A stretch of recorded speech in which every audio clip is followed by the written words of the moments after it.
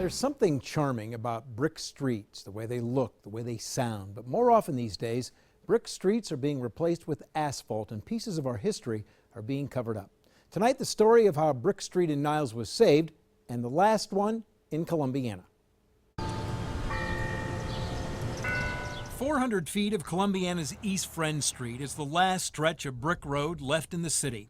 Seth Walker's brick house fronts the brick street.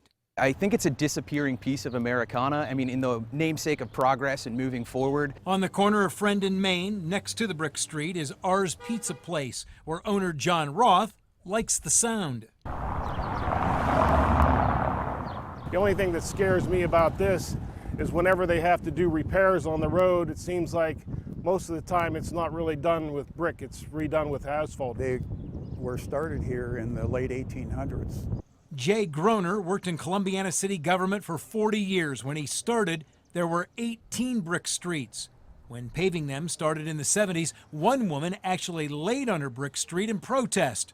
It was paved anyway. Saving them comes down to money.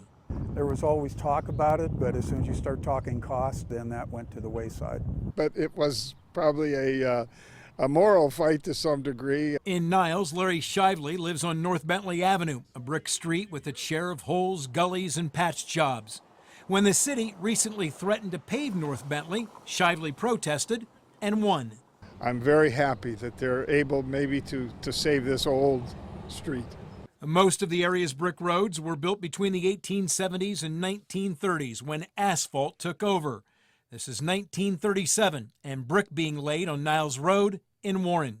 They are hard to maintain. I mean, Kevin Robertson is a Niles city engineer. He says Niles still has 7 brick streets and has looked into redoing them with bricks, but it's way too costly. to do a street like this one you see here was roughly about $35,000 to $40,000, and to actually relay it with brick as compared to asphalt would be almost 10 times that cost. North Bentley has been saved, and there are no plans to pave over South Friend in Columbiana. Those pieces of history are safe for now. I called a couple of other cities to see how many brick streets they still had left. Youngstown has 12, and that was just an estimate, but Warren has like 20. In fact, Warren actually has them mapped out and sent me a copy. You can see they're all in the older sections of the city and on virtually every part of town.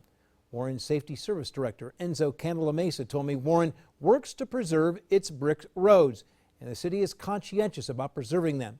Says Candelamesa about brick roads, they are a treasure.